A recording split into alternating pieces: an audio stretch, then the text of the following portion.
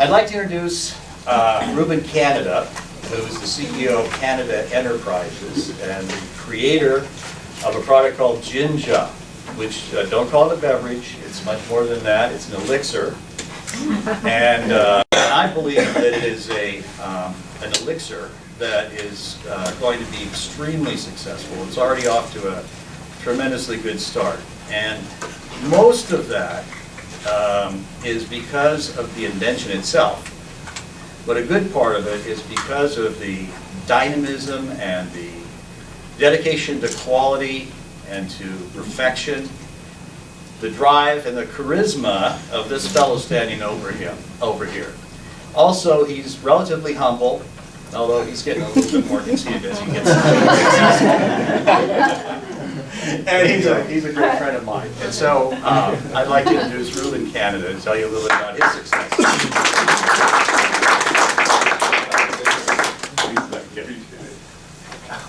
Well, thank you very much, Michael. That was probably the best introduction I've had yet. You know, and thank you. I'm flattered. I'm trying to figure out who this guy is you're talking about. Well, everybody, I'm the creator of Jin+Ja, and I wanted to tell you about how this started. And also, I know that today is about one of the focal points is about the media and the press. So we'll get to that later on too. So.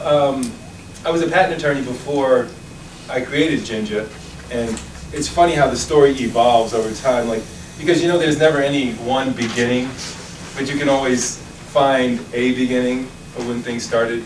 But I think the most relevant beginning for the creation of Jin+Ja was I wasn't really terribly satisfied with what I was doing, and this wasn't like my first career. I think I was on like my 5th career by the time I become a patent attorney. I was always looking for that adventure, you know, that thing that, I don't know, I think I grew up reading the wrong stories because I thought you were supposed to, you know, become this person that you liked. But all I found was, after I became a patent attorney, is I made more money, but it didn't have that transformative journey, you know, that adventure, that, you know, the good and the bad and the risks and everything else. So instead of going to find another job, I decided to start paying attention to the things I like doing. So I like creative projects. That's the part that, you know, when you get excited about something and you think of all the different ways you can do this thing, whatever it is, and it gets you out of the bed, or it keeps you up, or keeps you away from your normal, I'd call them habitual distractions that we define as, you know, the fun that we need as a release from work. That's what it ended up becoming, and started out with, I wanted to make a drink. And if I was going to make a drink, what was this drink going to be like? It was going to be awesome.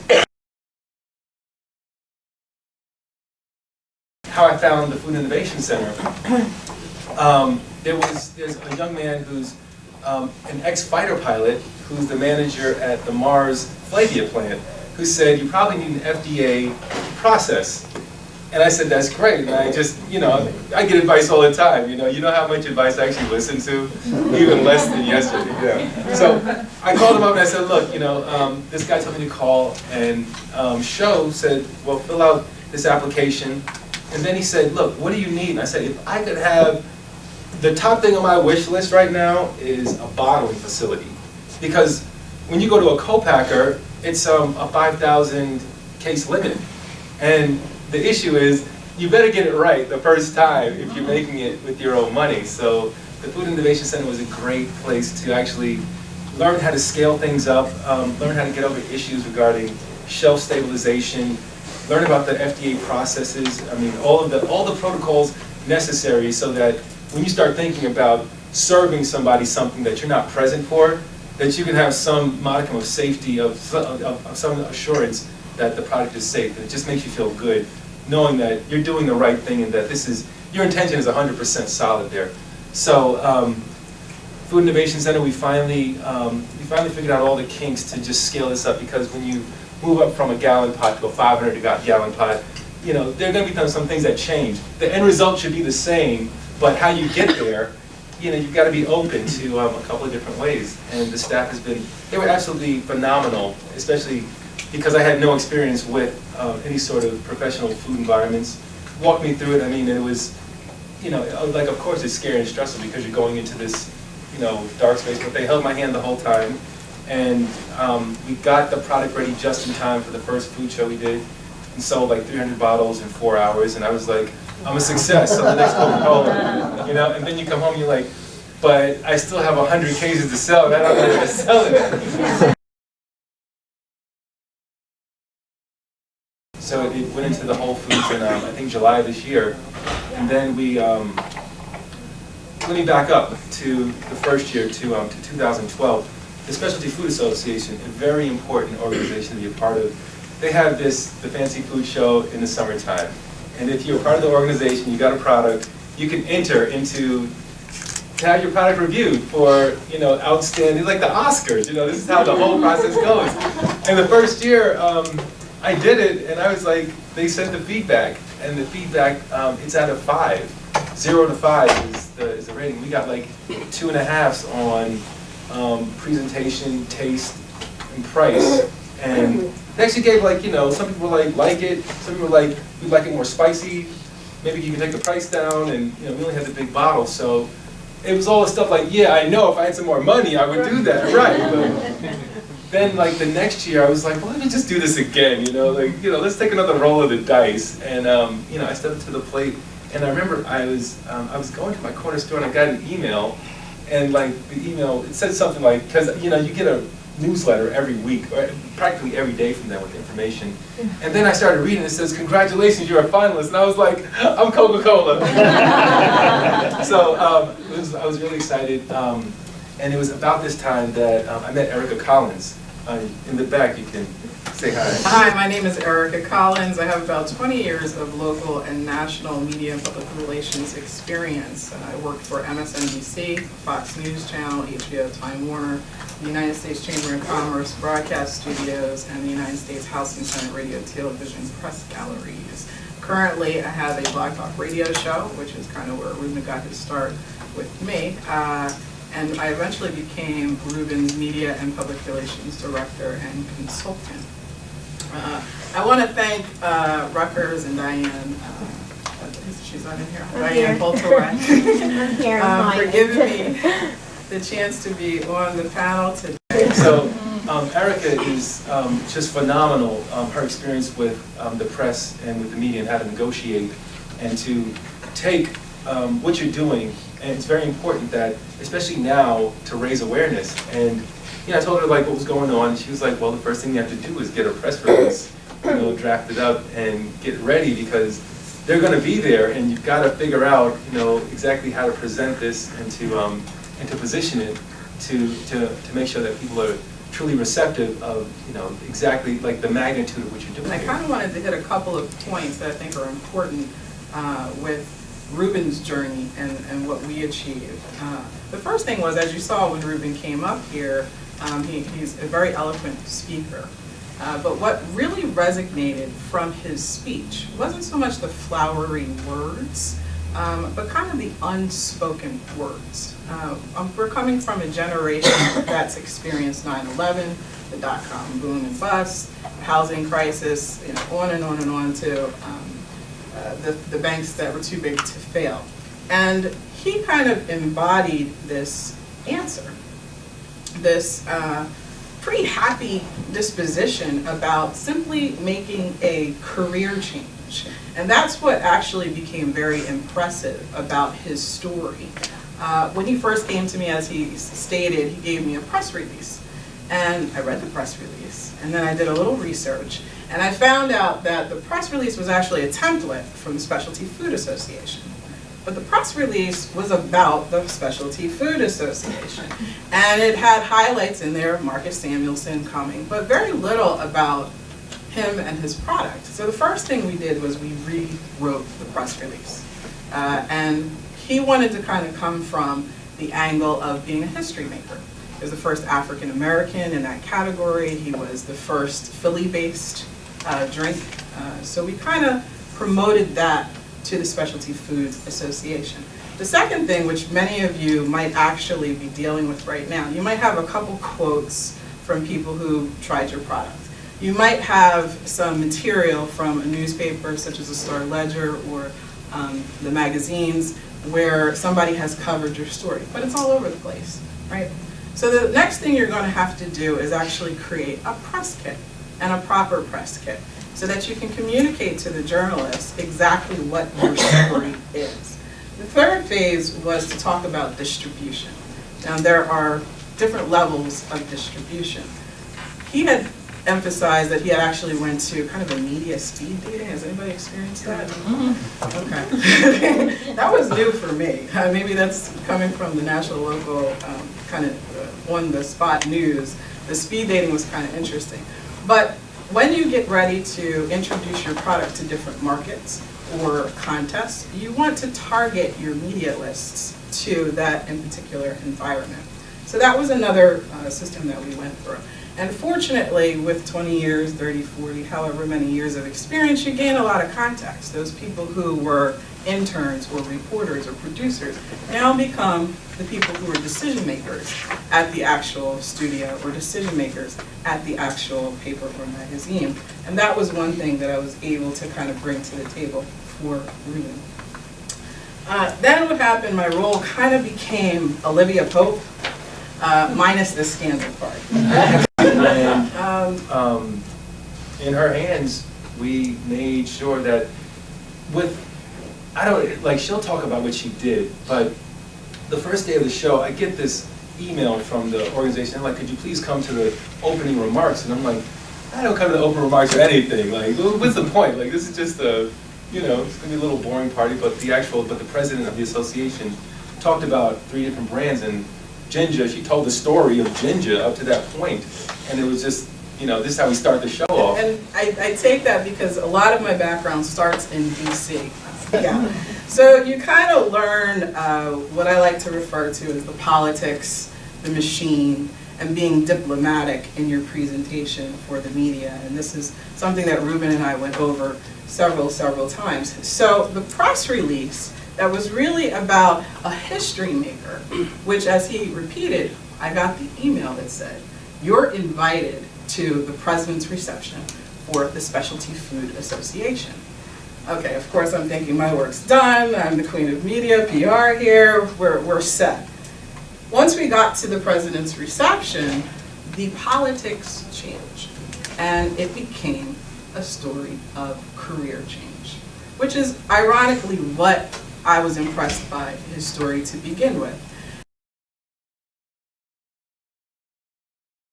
Reuben, Canada, raise your hand, Reuben.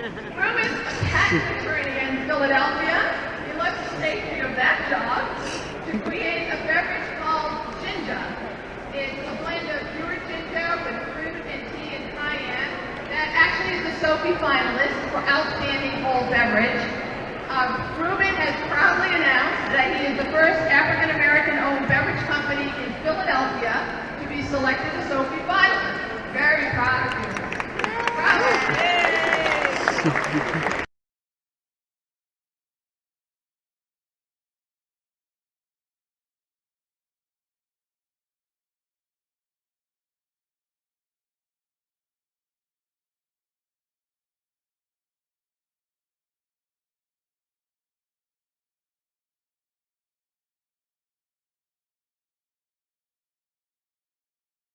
And then the awards come up, and I'm like, all right, Erica said, she said, look, you need to write a speech in case you win, because I think you're going to win. I think everything is, the stars are aligning here. So I was like, I don't know. I mean, that's kind of like, that's a bit presumptive. But I was like, well, just in case, I'll write something. And then I'm sitting there, and I'm like, well, what if I do win? Am I actually ready to go, on stage? And, I gave the speech. I did win, and gave the speech, and was just like blown away that, like, for the first time in my life, I won something that I actually cared about. I actually felt very personally involved because there was so much of me that went into this product. From like somebody described it. I said that at some point that like the different parts of my personality went into Jin+Ja. It's got a lot of like a lot of different angles going on there. The sofi finalists for Outstanding Cold Beverage are Brands of Britain for their Fever Tree Premium Sparkling Lemon, Canada Enterprise for their Jin+Ja, and loose heirloom tomato juice for their bloody delicious merriment.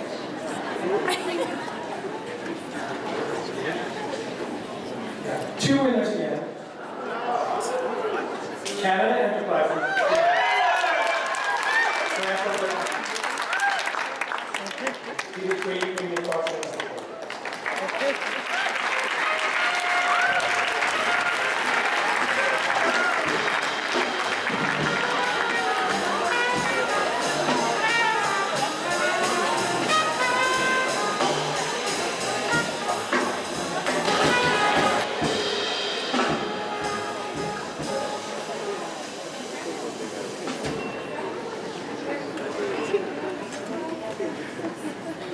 Wow. First, I'd like to thank President Jin+Ja and the Specialty Food Association for putting on this wonderful event. You have such a great venue for special and unique products. I'd like to thank my family and friends for being so supportive and understanding of this journey. And I was a patent attorney when I created this beverage, and it was something that was unique and different. It was unlike anything else. And this award is validation that there's still room in this world for special and unique, and not only is there room, but the world wants it and needs it. Thank you all very much for this time.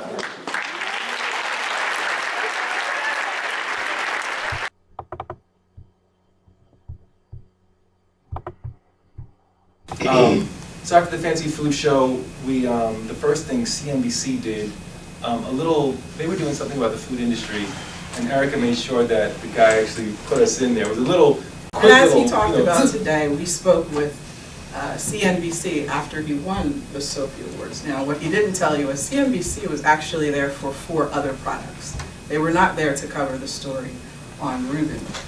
So I quickly turned back into Olivia Pope, minus the scandal. And what I mean by that is, in the press mind, or in the press relations mind, if you ever watch Olivia Pope, she goes through this process of connecting the dots. And all these thoughts rush to your head, and in that split second, in that heat of the moment, are you going to be able to say the exact thing that you're supposed to say to get on air or to get in the publication? And that's what happened with CNBC.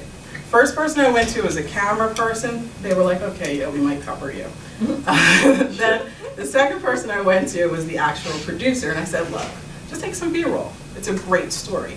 So he ended up taking the B-roll, took it back to the executives, and they loved it.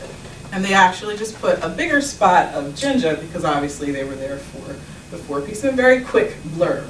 But we were able to leverage that media onto other mediums, other blogs, other publications, because now we went from local to kind of national. Then the Specialty Food Association, they selected 3 of the Sophie Award winners, and they had a press conference with everybody from Oprah to Good Housekeeping to the NBA to USA Today. So there was a 6-week special that ran in September to November on food companies, and small food companies that were doing well. We were featured, and we got they did footage. They filmed the co-packing facility that we used. I mean, it was a big splash, and then everything starts going from there, because Gannett they own a bunch of different papers, so they're sending it out internationally. So we're getting international inquiries for the product and for additional stories.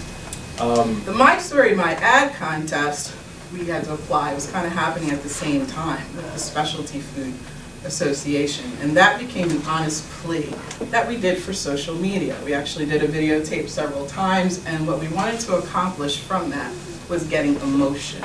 They always say in broadcasting there's no story unless there's pictures, and the pictures have to be compelling. They have to bring emotion out in your story. That led us to a New York City press event. Again, PR, several entities were there, similar to the panel that you have here, and a lot of people from the Star Ledger was there as well. And from that came the 4-part business series that was in the USA Today. And that actually set the tone for media with Jin+Ja and Reuben Canada, because now you had a publication, a national publication that did their fact checking on the business, on the product, and had kind of validated him and his business. And as many of the journalists know, those publications, the Washington Post, the New York Times, the Wall Street Journal, USA Today, are some of the first resources that they look at, is why you all see the same news programming on each channel, because they're all kind of looking at those first sets of media. Now you have Facebook and Twitter, all kinds of other social mediums. But that was pretty much the journey with Reuben Canada. So the most important thing to take from this, notice, I talked a lot about Reuben. I talked a lot about Reuben's story. We actually didn't quite get to the product yet. That kind of just evolved from it. What'll happen usually is media folk from restaurants or different publications will actually request your product to taste, and they will actually write a review on your product.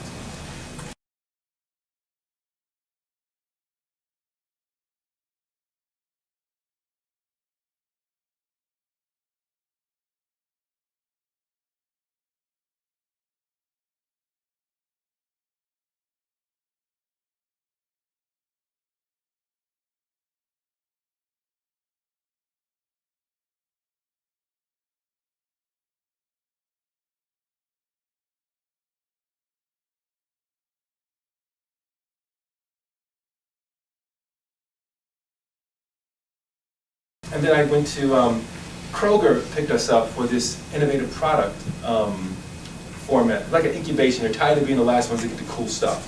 So they said, we're going to launch in all our brand stores. So we're going to start from Denver. And they have this big wellness expo to kick off things. And they had Dr. Oz there and Dr. Stork. And I ended up talking to the people at the doctors. You ever heard of this show, The Doctors? So if you watch on December 19th, they're going to have Jin+Ja on there. Yeah, because I was like, you know, might want to know about this. And then the correspondent, she tastes and she goes, wow. And then the producer's like, stop, do that again on camera. So, and you know, so we've been in touch, and you know, I've learned a lot about how to actually promote and the necessity of actually engaging with the media in the right way. And you know, without having the proper guidance in that, it makes it so that you're still rowing the boat when you should be sailing the ship, because it's the same distance, but the tools that you have available to you, if you choose to recognize them as tools, you can't row, like whatever you learned rowing the boat is going to have to change. You have to take all that and put it aside and learn how to sail now, because it's a different, you have to learn how to delegate, and then also learn what is critical and what's important and how to distinguish between the two, because you know, everybody is going to get eventually burned out with heroic efforts, and it's the heroic efforts that got you to that shore where you have the ability to take it to that further point. And I think I'll wrap it up with the last thing that I learned, the most recent thing that I learned, because we also won this contest. It's called the Your Ad, Your Story. Oh, you won that? Yeah, we won that. And so it's the Specialty Food Association. They give you a national ad campaign. Basically, you become the spokesperson for the Specialty Food Association. So you get like a poster the size of this room at the next fancy food show, and they make videos and they put you in their promotional information and talk about your product. So I just got back from San Francisco. They did the shoot last week, and you know, it's a growing company. And one of the things I never really appreciated about when they say it's a growing company is you're always like right at the edge of like doom, you know, always. And it's like, yeah, things are going fantastic. Like there was like one of the judges for the Specialty Food Award. He was the owner of Gourmet Garage, which is a big competitor of Whole Foods in New York. They want the product.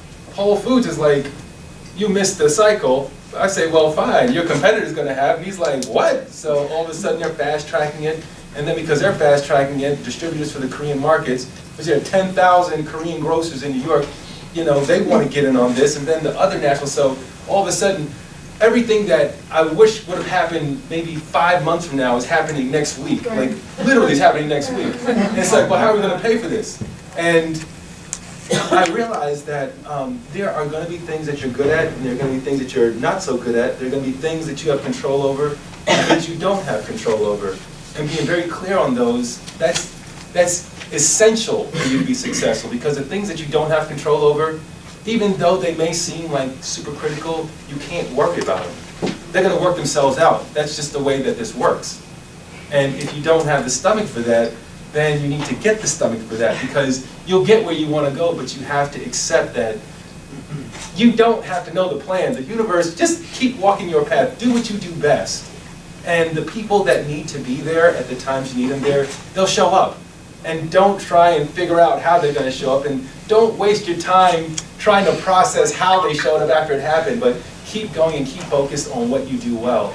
And when I did that, I was like, all of a sudden, this has gotten a lot easier. It's not so heavy anymore, because up until this point, this is the most improbable journey thus far. And for me to expect there to be some sort of expected stability going forward, it's not realistic, because it doesn't make sense. You know, like, why would things go from crazy to not crazy, and you're not even 40? Like, you know, you still have some room for some gray hair. I just got 3 this year. And I'm like, well, you know, I got some room. So keep that in mind, and just remember, as long as you're breathing and you're alive, you still have a chance for victory. Thank you.